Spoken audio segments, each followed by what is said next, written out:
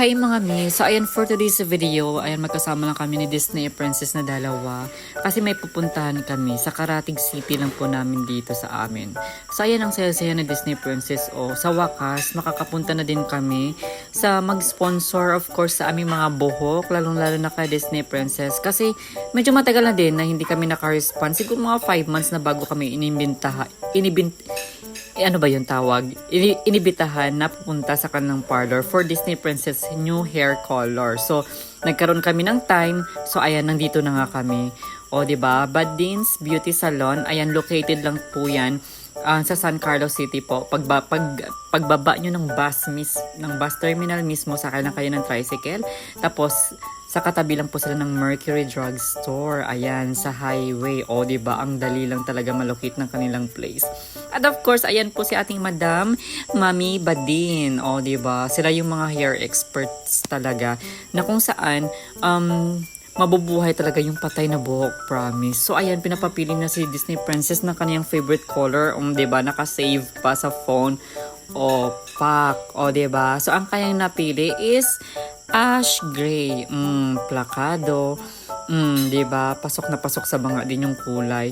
So, ayan na po, may napila na sa Disney Princess. Titig na titig, pinagko-compare pa lahat ng ash shades. Diba? So, ayan, naghihintay ng ating Prinsesa Donia. Diba? Yung, tingnan nyo yung buhok, parang pugad ng sisiw ng lawin. Charot. So, ayan na nga, nakaprepare na po lahat. Nilalagyan na ni bleach muna yung buhok ng Disney Princess. Of course, para ma-achieve yung kulay na gusto niya. Diba? Relax na relax yung ating Doña Prinsesa sa ngayon. Pak!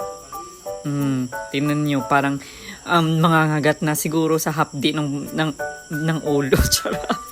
So, ayan na nga po. Ayan yung napili na kulay ni Disney Princess. Ash gray po. Diba?